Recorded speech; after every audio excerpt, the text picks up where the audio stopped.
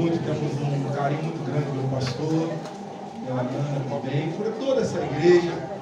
Quero louvar a Deus por essa oportunidade, pela confiança que nos concedeu ao altar dessa igreja, para juntos podermos adorar e bendizer o nome do Senhor, a toda essa juventude que adorou o Senhor aqui.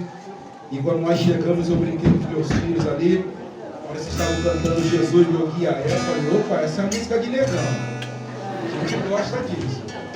Eu quero louvar a Deus pela vida de vocês e a certeza de que o Senhor cada vez mais se manifeste na vida de vocês. Que vocês cresçam na graça e no conhecimento de Deus, que todos vocês, todos nós aqui, cada família aqui representada, possa receber uma porção da parte de Deus nessa noite e sairmos daqui com a certeza de que o nosso Deus, Ele continua falando.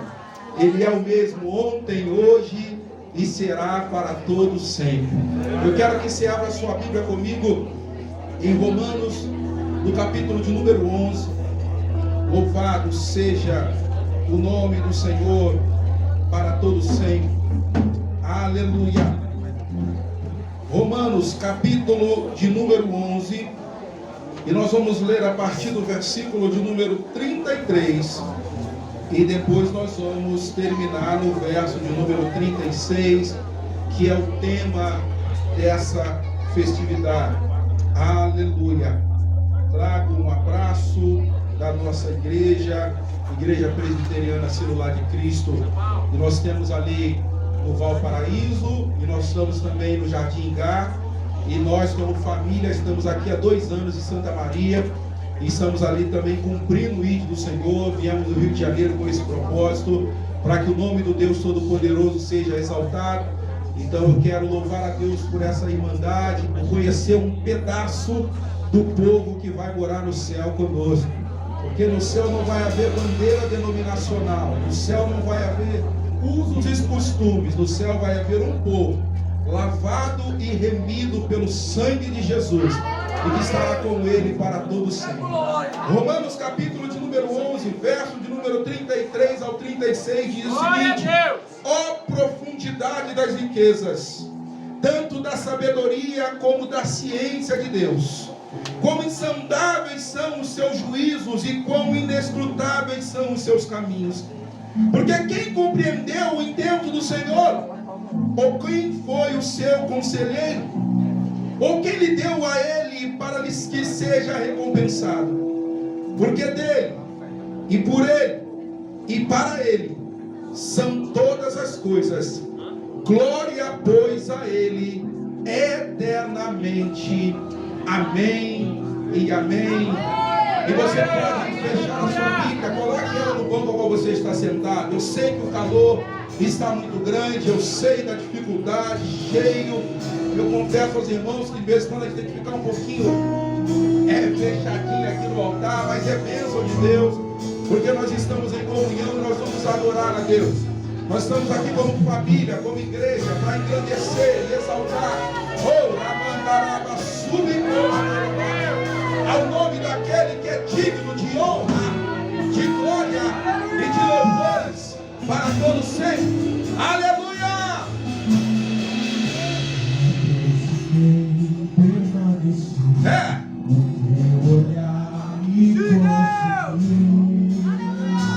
Você pode declarar isso? Meu Deus! Teu olhar me consumir. Se eu sou todo teu,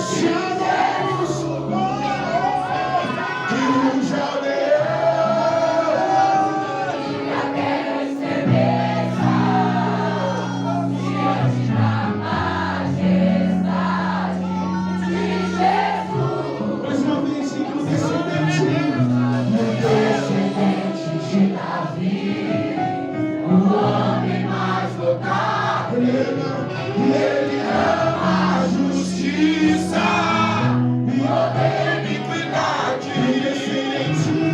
E o descendente de Davi, o homem mais notável, ele ama a justiça, odeia a iniquidade.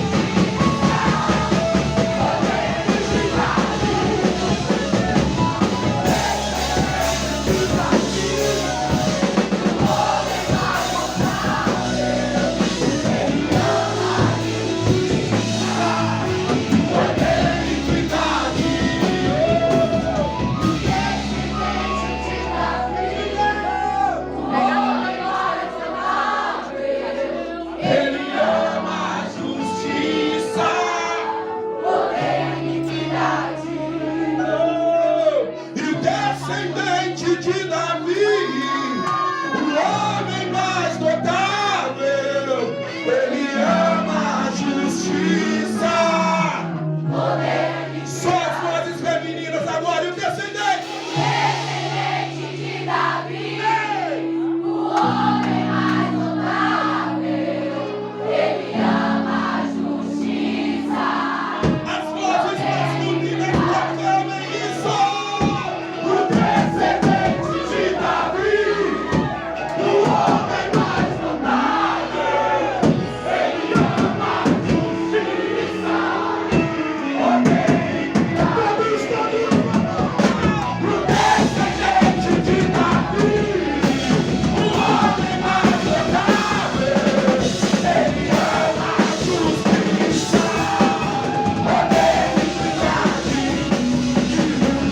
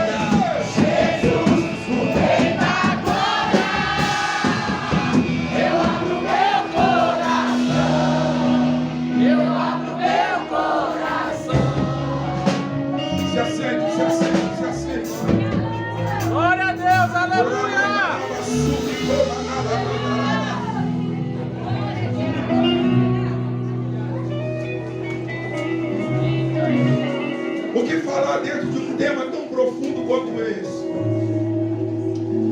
É o que nós no decorrer dessa semana conversávamos com Deus. Porque eu tenho comigo algo que eu levo sempre na vida dos meus filhos e para a vida daqueles que me acompanham. Nós não estudamos a Bíblia para pregar. Nós meditamos na Bíblia para nossa edificação como corpo de Cristo, para sermos úteis à obra do Senhor e ao seu reino. E quando nós meditamos nesse texto de Romanos, no capítulo de número 11, nós não podemos de maneira nenhuma deixar que uma introdução tão importante quanto essa passe desapercebida. O que nós estamos falando é nada mais, nada menos do que, na minha opinião, um dos maiores homens de Deus depois de Jesus na face da terra. Ele não foi criado numa família miserável ou de baixa renda, como a maioria dos apóstolos que Jesus em vida, dos 12, 7 eram pescadores. Mas ele foi criado dentro de uma família abastada, uma família que tinha um conhecimento teológico acerca da Torá muito aprimorado. A Bíblia Sagrada descreve no capítulo de número 26 de Atos dos Apóstolos que ele mesmo confessa que ele foi colocado aos pés de Gamaliel para ali aprender a Torá e ser preparado para ser um escriba e um fariseu. Mas a Bíblia Sagrada descreve que de repente algo dos céus veio sobre ele. O que ele tinha nas suas mãos? Ele tinha cartas que davam a ele a autoridade de tirar a vida de um pequeno grupo de pessoas que estava verdadeiramente incendiando não apenas a Samaria, não apenas Jerusalém, mas em toda a Judéia. Um grupo de pessoas que receberam uma promessa, que a Bíblia Sagrada descreve que ela está inserida no livro de Atos dos Apóstolos, no capítulo de número 8, quando a Bíblia diz que Jesus já foi aos infernos, já roubou, já tomou, melhor dizendo, a autoridade, a chave que estava nas mãos do inimigo. Ele já fez a separação entre aqueles que deveriam estar com o diabo e aqueles que deveriam estar aguardando no seio de Abraão. Ele já tomou a chave da morte das mãos do inimigo, e agora nem a chave do seu próprio local de condenação ele não tem mais, porque o Deus que nós servimos, ele tem autoridade sobre todas as coisas, porque tudo é por ele, tudo é dele e tudo é para a glória dele. Mas a Bíblia diz que esses homens estão colocando essa cidade de cabeça para cima. A Bíblia diz em Atos dos Apóstolos, como eu já mencionei no capítulo de número 1, no versículo de número 8, que eles recebem uma incumbência. A promessa que Jesus deixa para eles é ficar em Jerusalém até que do alto seja revestido de poder. E esse revestimento não é para vocês estarem nas igrejas pulando. Esse revestimento não é para que vocês sejam poliglotas em línguas estranhas. Esse revestimento não é para que vocês humilhem as pessoas pela falta de conhecimento. Mas tem um propósito esse revestimento. Vocês vão ser testemunhas do meu poder. Vocês vão ser testemunhas da minha graça. Vocês vão ser testemunhas da minha autoridade. Na Judéia, em Samaria e até os confins da terra. Glória a Deus. Você bate a tua mão pro outro e diga: o revestimento é meu. Diga: eu tomo posse da promessa que Deus fez ao meu povo. Porque a Bíblia diz que eles recebem. Eu acho linda essa história, porque o texto descreve que era um número de 500 pessoas. E Jesus está ali. E são as últimas palavras que ele está dizendo para aquele povo, porque ele está subindo aos céus. E o texto vai dizer que alguém vai fazer uma pergunta a ele, uma pergunta aleatória. Nós estamos em época de campanha, é como se alguém agora dissesse: Jesus, quando é que tu vais asfaltar a minha rua? Alguém vai dizer para ele: quando é que o Senhor vai trazer, vai restaurar o reino a Israel? E ele vai dizer: não me compete isso, as datas ou os tempos, mas me compete a vocês é se manterem firmes, é se manterem acautelados, é vigiarem em todo o tempo, ciente de que quem prometeu, ele é fiel para cumprir toda a promessa que ele te fez. Oh, Rachébia, Remandubina, Secanto, Managa, Subcantaraba, Nébias. A Bíblia diz que ele vai subir aos céus. Uma comitiva de anjos celestiais seguram Jesus. E aquela atmosfera da glória envolve aquele povo. E aqueles 500 estão olhando para o alto. E esses 500 que estão olhando para o alto, de repente vão ouvir a voz de um anjo que vão dizer para eles: varões galileus, por que estão olhando para o alto? Porque da mesma forma que viram ele subir, vocês também vão vê-lo descer em glória para buscar a sua igreja. A Bíblia diz que eles saem de lá. Mas eu gosto de Bíblia porque me faz interagir com os textos. Porque o salmo que o pastor Rodô leu, o salmo que nós lemos aqui a partir do verso número 6 para vocês, é uma introdução daquilo que está acontecendo agora nos céus. Porque Jesus está inaugurando os portais eternos. Ele, quando veio a essa terra, ele não passou pelos portais para descer. Ele veio debaixo de uma promessa de uma virgem que conceberia. E ele seria o Emanuel, o Deus conosco. Então a Bíblia diz que ele veio a essa terra não abrir os portais eternos. Ele veio a essa terra e que se despiram de toda a sua glória e nascendo de uma virgem. Então o texto diz que os portais eternos nunca foram abertos. E de repente Davi tem uma visão messiânica. É aquela comitiva de anjos celestiais subindo com Cristo glorificado no meio deles, e eles glorificando o nome do Senhor. E os anjos que estão se aproximando das entradas celestes estão dizendo: levantai, ó portas, as vossas cabeças. Glória a Deus. Levantai, ó portais eternos, porque entrará o Rei da Glória. O porteiro celestial está dizendo quem é o Rei da Glória. E os anjos que estão se aproximando dos portais celestes junto com Jesus está dizendo: Ele é o Rei da Glória, o Senhor dos Exércitos. O porteiro celeste ainda não acredita e vai mais uma vez no verso número 7: levantai, ó vossas cabeças, levantai, ó portais eternos, porque entrará o Rei da Glória. E mais uma vez ele pergunta: quem é esse Rei da Glória? E os anjos que estão ao redor de Jesus declaram: Ele é o Rei da Glória, o Senhor dos Exércitos, o Deus poderoso, aquele que estava entre nós, aquele que veio a esse mundo sem pecado, padeceu, sofreu, foi humilhado, não se deixou contaminar por nenhuma dessas coisas, e em tudo isso foi glorificado. Ele entra nos céus. Só que a igreja que recebeu a promessa está na terra. A Bíblia diz que eles estão agora com uma única palavra no coração. É uma oração que Jesus ensinou a eles para que eles dissessem, que ela significa: Pai nosso que estás no céu, santificado seja o teu nome, venha a nós o teu reino, seja feita a tua vontade, assim na terra como ela é feita no céu. O pão nosso cada dia nos dai hoje, perdoai nossas ofensas, assim como nós perdoamos a quem nos tem ofendido. Não nos deixeis cair em tentação, mas livra-nos do mal, porque teu é o reino, o poder e a glória para todos sempre.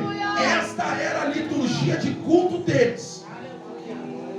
500 pessoas reunidas em um cenáculo, todos os dias, esta oração. Não tinha um grupo de louvor tão abençoado quanto esse para diversificar as músicas. Não tinha uma palavra de cada dia, um pregador e um cantor para trazer uma novidade para o culto. Não!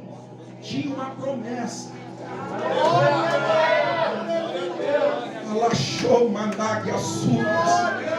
O que te mantém na igreja não é a palavra. O que te mantém na igreja não é os dogmas. O que te mantém na igreja não é a liturgia. O que te mantém na igreja é a palavra da promessa. Ele prometeu, ele vai cumprir.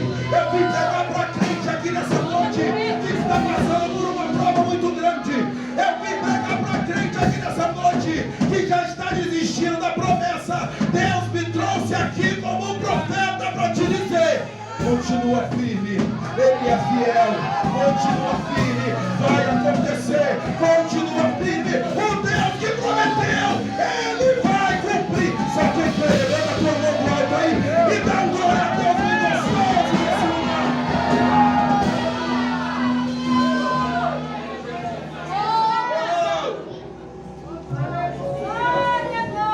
Aleluia! Eles estão no cenáculo. Eles estão aguardando a promessa. Então a Bíblia diz que se passaram alguns dias, o mesmo cântico, a mesma oração, o mesmo tipo de culto, e a Bíblia diz que o de repente de Deus se manifesta. O que é o de repente de Deus? É quando ninguém espera no sentido humano, mas todos com o mesmo espírito aguardam a promessa se cumprir. Dos 500 que ouviram a promessa, 120 se manteram de pé. Eu ouvi aqui uma palavra dizendo que muitos são chamados e poucos são os escolhidos, porque poucos permanecem cumprindo a promessa.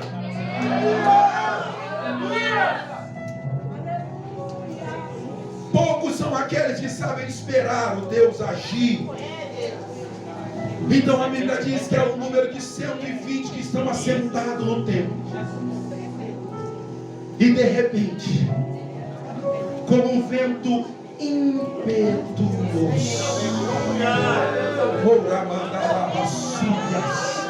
esse mesmo vento que invadiu aquele dia é o mesmo vento que está aqui nesse lugar. Você não pode sentir, você não pode vê-lo, mas você pode senti-lo. O Espírito Santo, aquele que a palavra descreve, que o Jesus mesmo disse: eu vou, Pai, mas antes de ir ao Pai eu vou rogar para que Ele vos envie o Espírito Consolador. Ele veio e encheu aquelas pessoas. O que eu acho interessante é que nesse número de 120 pessoas não tinha ninguém que se autoproclamava bom, porque o texto diz em Atos dos Apóstolos, no capítulo de número 2, que foram vistas sobre eles línguas como repartidas de fogo. E nos quer dizer que a língua que era vista em mim não era eu que exaltava ela. Alguém olhava para mim para ver o Espírito Santo na minha vida. Alguém olhava para mim e reconhecia o Espírito Santo. Não era eu que dizia: olha como eu canto. Não era eu que dizia: olha como eu prego. Não era eu que dizia: olha como eu sou inteligente. O Espírito Santo é você expressar aquilo para as pessoas verem. A Bíblia diz que eles fizeram. No capítulo de número 3, por causa da consequência do Espírito, 2 deles estão indo para o templo. A hora nona. Eu posso te dizer que, como vocês aqui estão acostumados, era a tarde da bênção. Vamos adorar o Senhor, vamos. E a Bíblia diz que aquela força do Espírito, eles estão indo para o templo adorar. O mesmo templo que outrora, 40 dias antes, havia sido feita uma reunião para matar o Cristo que trouxe a promessa. Mas quem tem o Espírito Santo não olha com desdém. Quem tem o Espírito Santo não guarda mágoa e nem rixa no coração. Quem tem o Espírito Santo cumpre a promessa de amar o templo, de estar no templo, de desejar estar no templo. É por isso que o salmista Davi vai declarar: alegrei-me quando me disseram: vamos à casa do Senhor. Eles estão ali. E o texto diz que eles estão ali. A Bíblia diz que eles estão indo para o templo. Eles vão encontrar no caminho. Deus sempre vai colocar alguém no caminho para que você manifeste a glória dele sobre essa pessoa. Alguém que todos os dias alguém colocava na porta do templo. Alguém, pastor doutor, que eu gosto de expressar aquilo que o Espírito coloca no meu coração e vem como uma revelação muito forte agora. Aqueles que são limitados. Eu nasci assim, eu aprendi assim, eu vou ser sempre assim.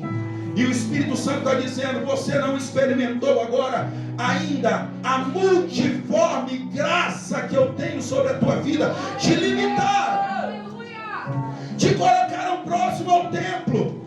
E próximo ao templo você tem um bom louvor, próximo ao templo você tem uma boa pregação, mas você está limitado ali. Meu Deus! Aleluia! Mas a Bíblia diz que vem alguém cheio do Espírito, e a intenção é entrar no templo. Mas por ser cheio do Espírito, deseja se envolver com quem não está no templo. Porque quando eu vejo alguém caído, quando eu vejo alguém ferido,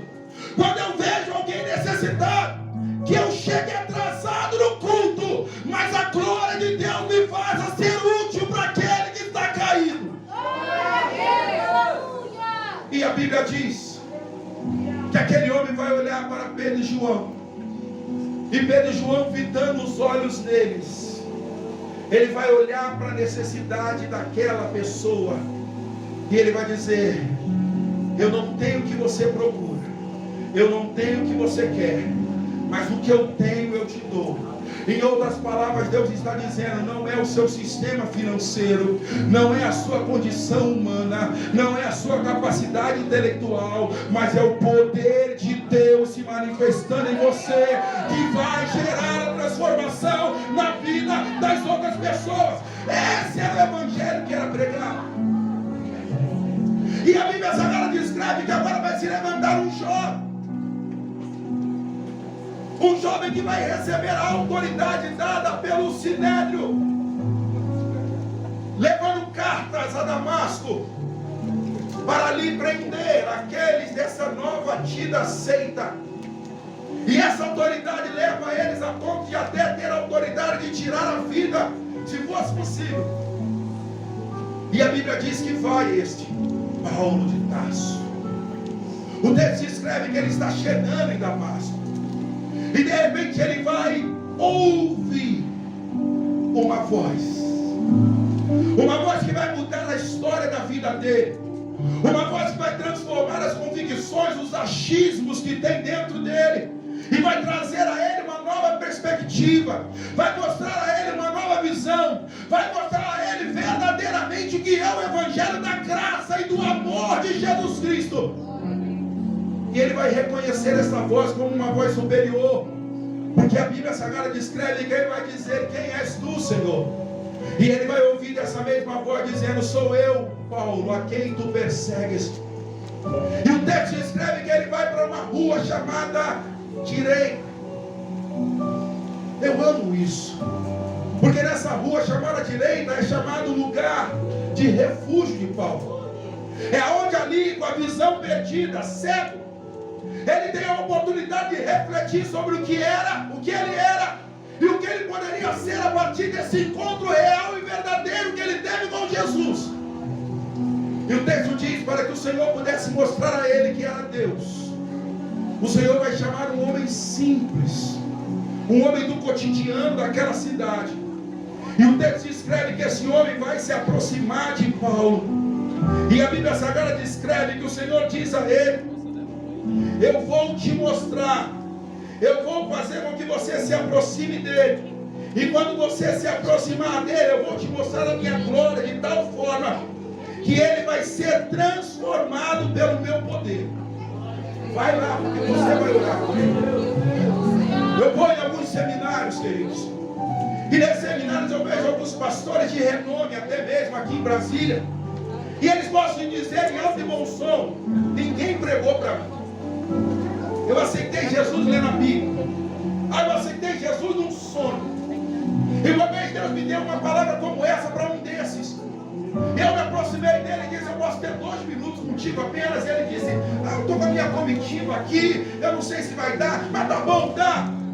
E ele abaixou comigo e eu disse: querido, Deus sempre vai ter um Zé Ninguém para mostrar que aquele que pensa que é alguma coisa, que ele é Deus poderoso e que ele está aqui para arrancar as escamas que estão nos seus olhos.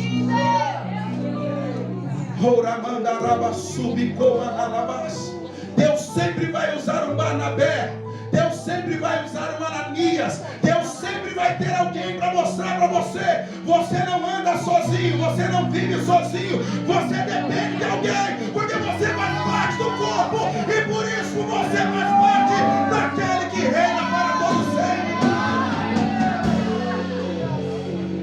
A Bíblia diz que Deus transforma Paulo. E essa é a introdução.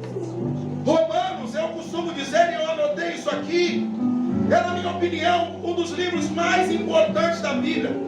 E ele traz 2 principais doutrinas acerca de Paulo. A primeira delas é a amatologia e a soteriologia, que fala sobre pecado e fala sobre a salvação. A carta aos Romanos, ela tem a sua base, e ela é considerada uma das cartas magnas acerca da salvação do Evangelho. dois dos principais nomes do Evangelho, na nossa atualidade, conhecidos como pais da fé, foram transformados após a leitura desse texto e dessa carta de Romanos, que foi Lutero e foi Agostinho. Então nós podemos entender que a transformação que o apóstolo Paulo quer trazer através da carta aos Romanos, primeiro, não era o objetivo dele. O que Paulo queria era ir aos confins da terra pregando a palavra. E para ele, naquela época, não existiam as Américas. Então, confins da terra para Paulo era a Espanha. O objetivo dele era chegar na Espanha. Então a Bíblia diz que ele sabia que o Evangelho já havia sido pregado aos romanos. Alguns historiadores chegam à conclusão de que foi justamente em Atos dos Apóstolos, quando aqueles homens viram línguas repartidas de fogo, e todos eles, os cretenses, os bárbaros e todas as demais nações, ouviam falar acerca de Jesus. Os romanos também estavam lá, e eles levaram esse Evangelho para Roma. E em Roma eles começaram a pregar o amor de Jesus, a manifestar Jesus. Então Paulo sabe que existe uma base para ele em Roma. Então ele começa a escrever as cartas. E no capítulo de número 11 ele começa a direcionar acerca das dúvidas que estão aparecendo na vida dos romanos. Primeiro, porque os judeus, aqueles que deveriam receber a Cristo, o rejeitaram. Então Paulo vai dizer que nós somos como uma videira, que somos enxertados na videira verdadeira que é Cristo. E ele, como um apóstolo direcionado aos gentios, ele prega a palavra. Os gentios recebem a graça de Deus, eles são transformados. Mas a Bíblia Sagrada descreve que os judeus convertidos agora, eles começam a criticar os gentios, e alguns deles a ponto de começarem a introduzir preceitos judaicos para que os gentios fossem salvos. Então vem a dúvida no coração de muitos deles. Como eles não têm ainda uma autoridade espiritual sobre a vida deles, Paulo se manifesta, porque a omissão é o pior dos pecados que nós podemos ter na nossa vida. Quando nós temos a oportunidade de falar do amor de Deus, quando nós temos a oportunidade de expressar aquilo que nós vivemos para alguém e omitimos, nós pecamos. Nós podemos mencionar muitos textos aqui para você, mas a Bíblia Sagrada nos fala acerca do sacerdote Eli, que dentro da sua casa, com os seus filhos, e por causa da sua conivência, ele fez com que a arca da aliança, a arca do Senhor, fosse levada cativa pelos filisteus. Mas o apóstolo Paulo, ele se posiciona, e a Bíblia Sagrada descreve que o posicionamento de Paulo traz um avivamento no meio daquele povo. Eles passam a ser edificados, eles passam a ter a palavra de Deus na sua robustez através dessa carta. A carta do apóstolo Paulo aos Romanos, ela traz edificação ao corpo de Cristo. E é justamente por isso que a Bíblia Sagrada descreve que Paulo precisava, de certa forma, manifestar o reino de Deus em Roma antes de ir para a Espanha. Então, quando nós pegamos o texto que nós lemos de Romanos, do capítulo de número 11, a partir do versículo de número 36, o Espírito coloca no meu coração, e eu quero terminar agora dizendo: por que dele? A pergunta é: como Deus pode se manifestar entre nós? Como Deus pode se fazer conhecer entre nós? Gênesis, no capítulo de número 2, no verso de número 7, diz a palavra do Senhor que o homem peca. E o texto escreve que Deus, quando forma o homem, melhor dizendo, antes do homem pecar, Deus está formando o homem. O texto diz que Deus desceu à terra, e na terra ele vai formar o homem do pó dessa terra. E o texto escreve que está ali o homem inanimado no chão, e Deus vai manifestar a sua forma de amor ao homem, soprando no homem o sopro de vida, trazendo sobre ele a sua vida. O texto diz, e muitos trazem a interpretação, que a partir disso o homem foi feito alma vivente. Mas entenda algo: em João capítulo de número 20, no verso de número 27, a Bíblia Sagrada descreve que quando os discípulos estavam atordoados com medo, Jesus entra no lugar onde eles estão, e para trazer a eles a alegria alegria e a confiança, Jesus sopra. Enche aqueles homens do sopro que existia nele. Então o sopro de vida de Gênesis capítulo de número 2 não é apenas para se fazer o homem alma vivente, mas para fazer o homem conhecido de Deus e ter intimidade com Deus. Porque o homem, quando recebe o sopro de vida, ele tem tanta intimidade com Deus que a palavra do Senhor descreve que Deus faz ele mordomo do Éden. Você tem ideia do que é ser mordomo de Deus? Você tem ideia daquilo que a palavra do Senhor descreve, que todos os dias às 18 horas Deus descia do céu para ter comunhão com o homem. O homem desejava ter comunhão com Deus. A comunhão do homem e Deus era tão intensa que a Bíblia Sagrada descreve que Deus deu autoridade ao homem para dar nome a todas as coisas. Tudo foi gerado, tudo foi nomeado por causa da intimidade do homem com Deus. Deixa eu liberar uma palavra sobre a tua vida nessa noite. A tua intimidade com Deus vai tirar a dúvida em relação à tua faculdade. A tua intimidade com Deus vai trazer a alegria que a sua casa e a tua família precisa. A tua intimidade com Deus vai trazer as revelações necessárias para que a glória de Deus se manifeste aonde você estiver. Glória a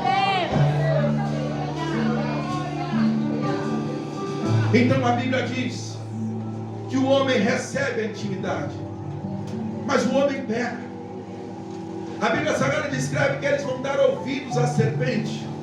Eu costumo dizer que o problema não foi a mulher, a serpente falar com a mulher ou falar com o casal.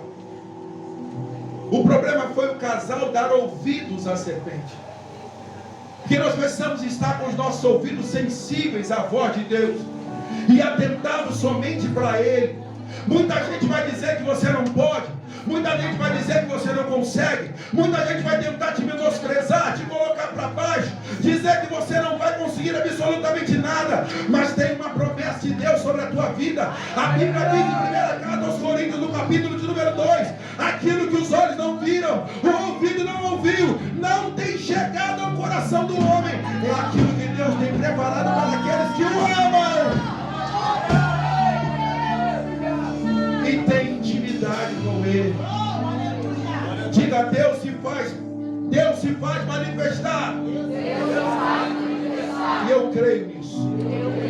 Porque dele, aí vem o outro, e por meio dele, 1 Samuel, no capítulo de número 17, no versículo de número 4, a Bíblia Sagrada vai descrever que tem um homem 3 metros de altura. A sua espada pesa 70 quilos. O seu escudo entre 80 e 120 quilos. E a Bíblia diz que desde o primeiro dia, e são 40 dias, que ele está descendo no vale. E naquele vale ele está dizendo: me dá um homem. Eu quero um homem de Israel. E esse homem vai me enfrentar. E se ele me derrotar, nós os filisteus te serviremos a vocês. Porém, se eu derrotá-lo, vocês vão nos servir. A Bíblia Sagrada descreve que o Deus dos céus, desde o primeiro dia que houve o levante de Golias contra a nação eleita, contra o povo santo, Deus dos céus se indigna. Mas Deus olha para o meio daqueles soldados e não acha um. É por isso que João capítulo 4 diz que Deus procura verdadeiros adoradores. A pergunta que deve ser feita é: por que Deus procura verdadeiros? Porque tem muitos falsos se posicionando. Tem muitos falsos dizendo: eu faço. Tem muitos falsos dizendo: deixa comigo. Tem muitos falsos dizendo: eu vou fazer. E Deus diz: não, não é contigo. Eu procuro verdadeiros. Verdadeiros que se indignam. Quando o seu professor na sua faculdade, quanto eu passei fazendo serviço social, daquele que se levanta e diz: Deus não existe. Ou o Deus que você prega na sua igreja, ele é comunista. E às vezes você, para ganhar uma nota boa, muitos acabam se envolvendo de tal forma com isso, que acabam se perdendo na sua identidade cristã e perdem. A Bíblia Sagrada descreve que Deus vai olhar para aquele lugar e não vai achar ninguém. Então diz: eu preciso levar alguém até lá. Deus vai tocar em Jessé. Entenda isso. Deus vai sempre tocar em alguém. E através desse alguém, a glória dele vai se manifestar para outro alguém. Para que o nome dele, no final de tudo isso, seja exaltado e glorificado. Na sua peleja, Deus vai pelejar por você. Vai te dar a porta aberta. E a vitória vai chegar sobre a tua vida. Sabe o que a Bíblia diz? Que Davi chega exatamente na hora em que o gigante está dizendo: eu quero um homem.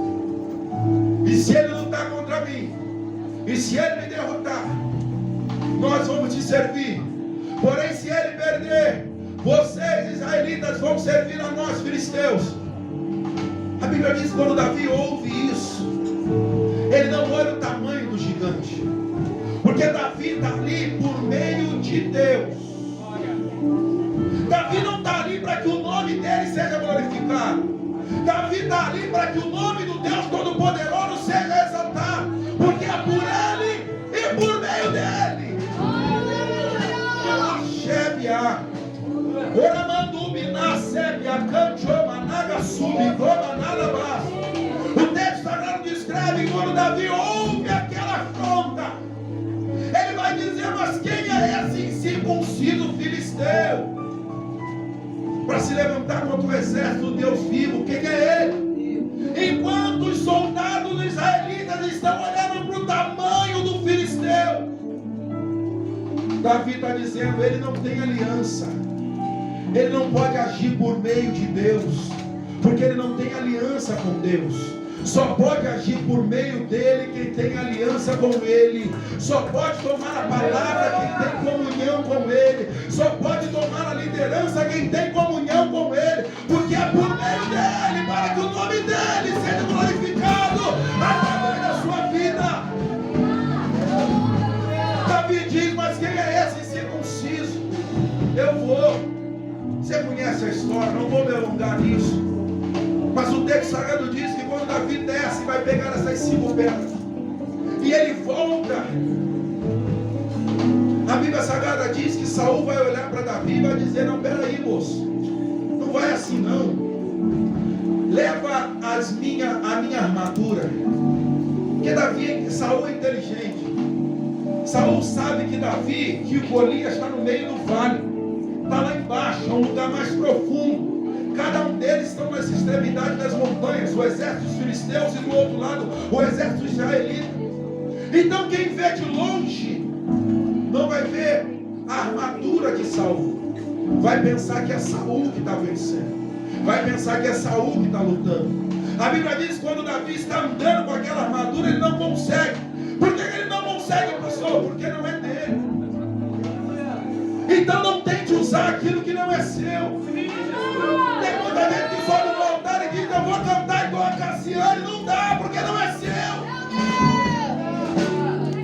Eu vou pregar igual o Carvalho Júnior. Não prega, porque não é seu.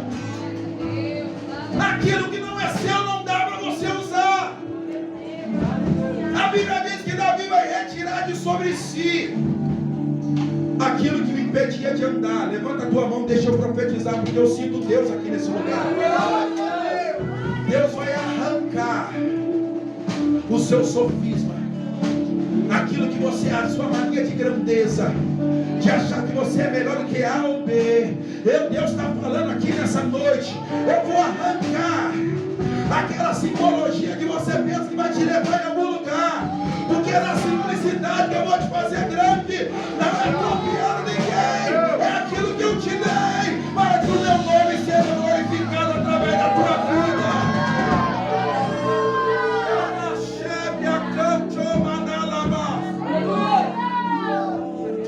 Davi retirou de sobre si aquilo que o impedia de andar, e a Bíblia diz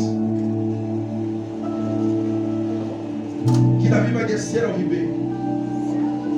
Ele vai pegar essas 5 pedras Ele vai subir e ele vai diante do gigante.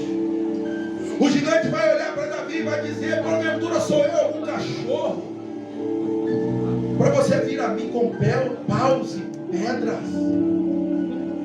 Hoje mesmo eu vou te matar e vou dar a sua carne às bestas feras desses campos. A Bíblia diz que aquele que vai por meio dele não tem medo da afronta. Ah, me chamaram de feio.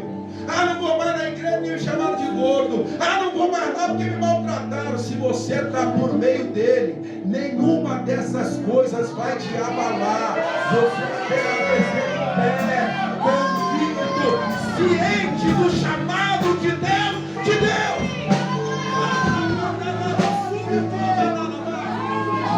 A Bíblia diz que o gigante afronta Davi, mas Davi não dá ouvidos à afronta do gigante. E Davi vai replicar a afronta dizendo: tu vens a mim com lanças e escudos, porém eu vou a ti. Olha o segredo, no nome. Porque se é por meio dele, é pelo nome dele. Não é pela sua expectativa, não é pela tua experiência, não é pela tua conta bancária, é pelo nome dele. A conquista para você vem para o nome dele. O que você precisa, você vai realizar no nome dele. A Bíblia diz que Davi disse: você veio a mim com paus e lanças e escudos, eu porém venho a ti no nome.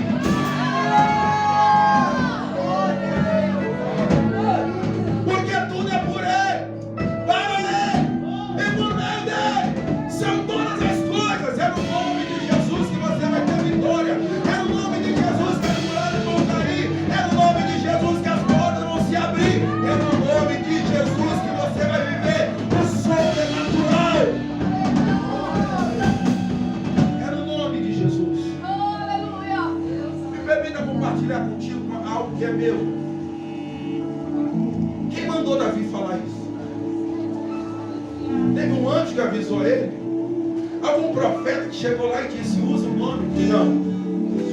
Era como o apóstolo Paulo, a confiança que só tem quem tem intimidade com ele. Porque se não tiver intimidade com ele, eu estava até hoje no Rio de Janeiro, não vinha para cá.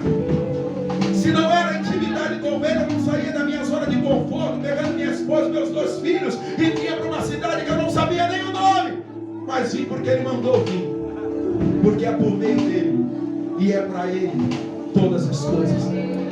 Quando Davi diz: eu vou a ti no nome, algum anjo pode dizer assim: Senhor, está escutando o que esse garoto está falando lá embaixo?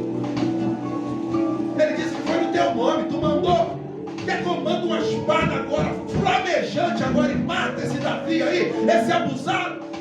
Deus diz assim: peraí, é conjecturação minha, tá? Eu quero conjecturar dessa forma. Peraí, anjo, peraí, não manda não. O que ele falou? Senhor, ele falou que foi no teu nome. Senhor mandou. Ih, rapaz, agora vai ter que dar vitória a ele. Mas por quê? Porque ele disse que foi no meu nome.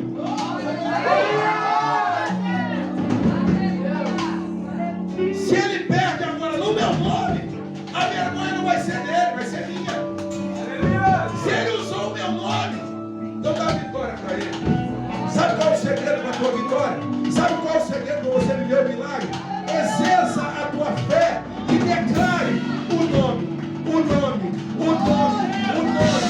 A Bíblia diz em 1 Tessalonicenses que nada entre os homens é o único nome que importa que sejam salvos. Jesus Cristo é o seu nome. Fica de pé em nome de Jesus.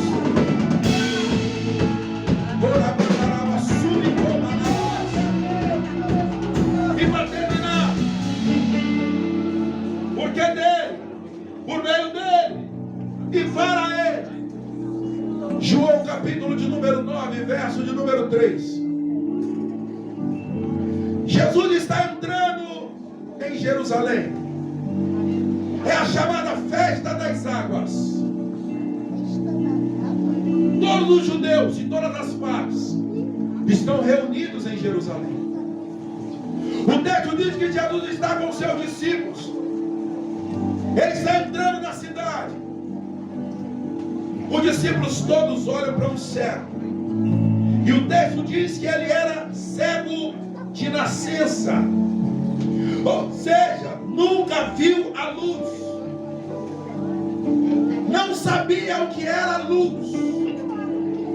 E a Bíblia diz que os discípulos olhando para o cego perguntam a Jesus, que era o mestre: tem algum culpado nisso aí? Vai, Jesus, fala pra gente. Quem pecou? Ele ou seus pais? A Bíblia diz que Jesus fixa os olhos dos seus discípulos e diz: nem ele nem seus pais. Mas ele nasceu assim porque tem um propósito. Existe uma finalidade nessa enfermidade que ele está enfrentando. É para que o nome do Deus Todo-Poderoso seja exaltado.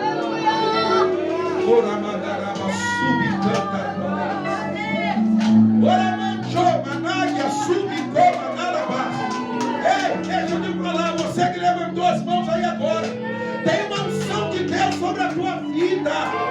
O Senhor manda te dizer: o tempo da afronta acaba hoje. Você está sendo revestido por uma glória de Deus. Essa glória te fortalece. Essa glória vai trazer paz. Essa glória vai te direcionar.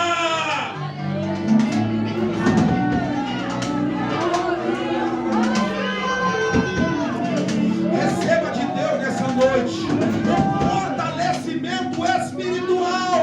As afrontas não vão te atingir, porque o Deus Todo-Poderoso será exaltado na tua vida.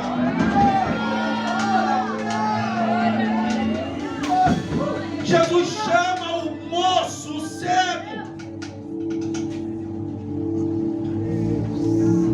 Cospe no chão, faz lodo. Com esse lodo, Jesus vai untar os olhos dele. E vai liberar uma palavra dizendo: vai e lava-te no tanque de Siloé. Vamos pontuar um pouco nessa história. Jesus não teria o poder para tocar e dizer ser curado? Claro que tinha. Mas porque ele dá uma ordem para que o rapaz possa sair dali e procurar o tanque. Primeiro, ele já estava acostumado a ir naquele lugar. Eu posso dizer para você que o lugar onde você está acostumado a ir vai ser o lugar do teu milagre.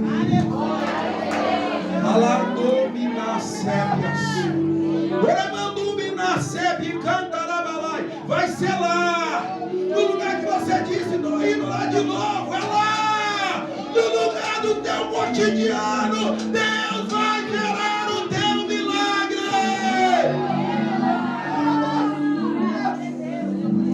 A obediência gerou o milagre. Aquele jovem que foi, ele se esforçou. Ele não ficou apenas na palavra dizendo: eu tenho a promessa, eu tenho a promessa, e não tomou posse. Deus está dizendo aqui para mim, pastor doutor, existem muitos Josués aqui.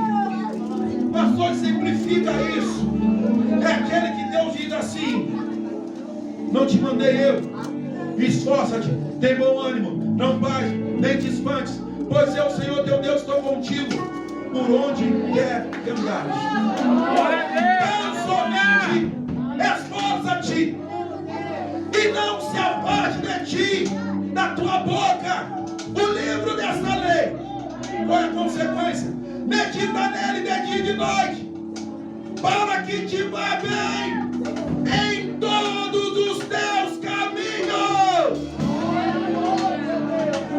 Porque é por ele, por meio dele e é para ele todas as coisas. Deus está chamando uma geração aqui que está dizendo: pastor, eu quero ser pastor, eu quero pregar. E Deus está dizendo: não vai. Porque Deus não chamou todo mundo para pregar. Deus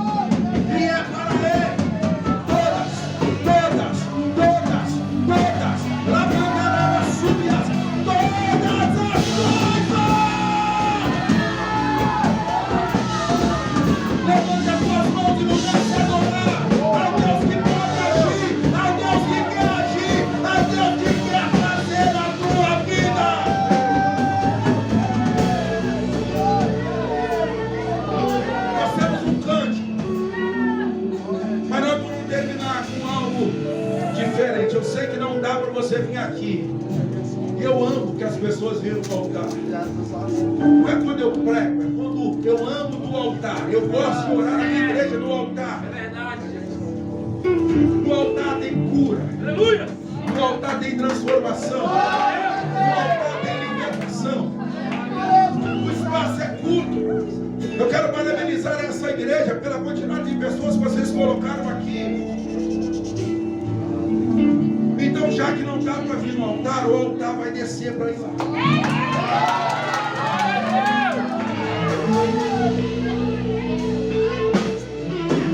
Preguei para vocês, deixa eu pregar para cá agora.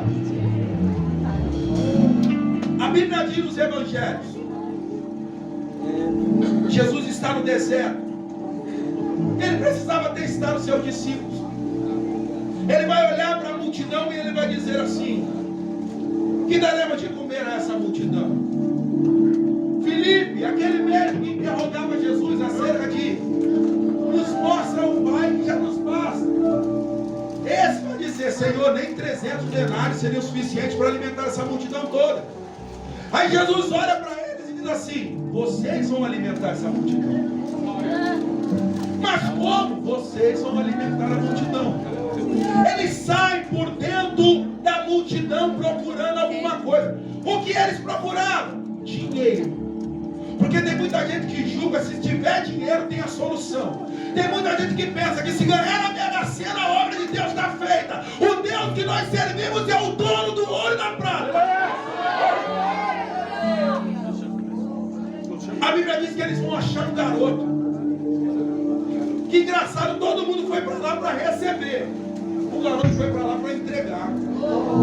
Glória a Deus. Filipe olha para o menino e fala assim: você tem o que me ofertar? Tem 5 pães e 2 peixinhos. Ele pega e leva para Jesus. Mas a incredulidade do apóstolo é tão grande que quando ele se aproxima de Jesus, ele diz assim: Senhor, achei.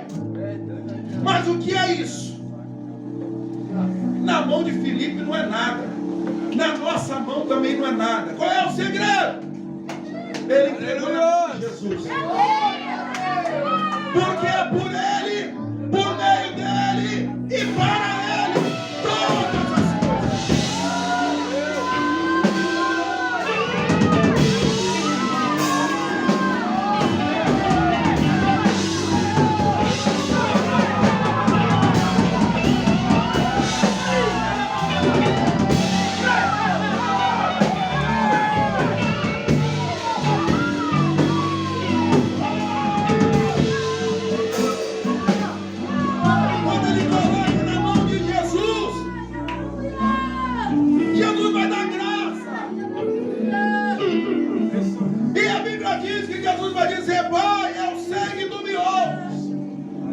mas para que eles saibam, identifiquem que tu me ouves, porque é por meio dele, por ele e para ele. Ele deu graças, e a Bíblia diz que ele entregou na mão de cada um daqueles homens que estavam lá. E ele disse: dai de comer, dai de comer, dai de comer, dai de comer. E sabe qual foi o segredo? A multidão, ele deu só uma ordem: se assentem na relva, em grupos de 50 e 50. Porque não fica sozinho, ninguém fica sozinho para receber a bênção.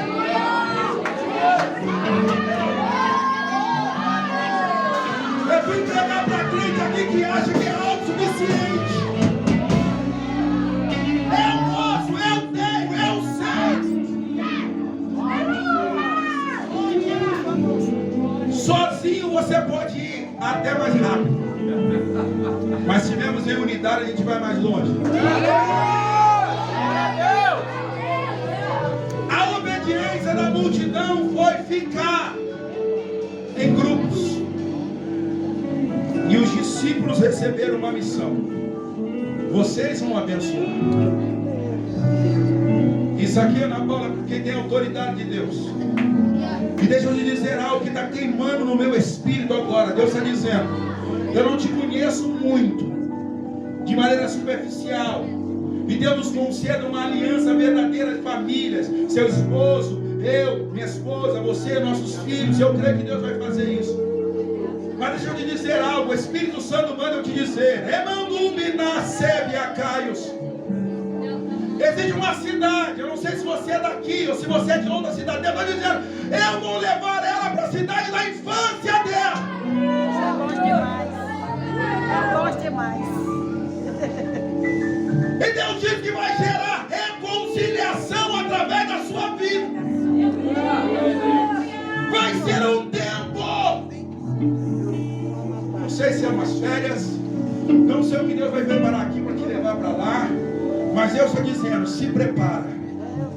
Joelho no chão, boca no pó, leitura da palavra, porque Deus vai te encher com uma autoridade tão grande naquele lugar, que Deus vai te levar. E eu contei, são 18 igrejas que Deus vai te levar. Mas primeiro Ele vai te levar nesse lugar de reconciliação.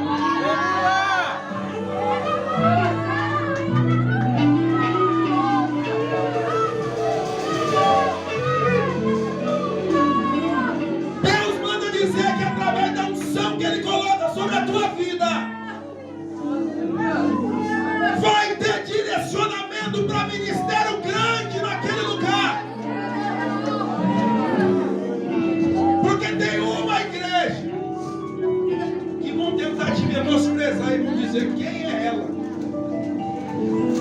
Mas quando você abrir a sua boca, Jesus, eu estou te falando, é para tomar posse disso. A arma do inimigo vai ser o menosprezo. Mas você já está ciente disso. Quem te mandou lá foi Deus. E quando você abrir a tua boca naquele deplástico, como a naga suia dereba, vai se tornar uma gigante nas mãos do Senhor.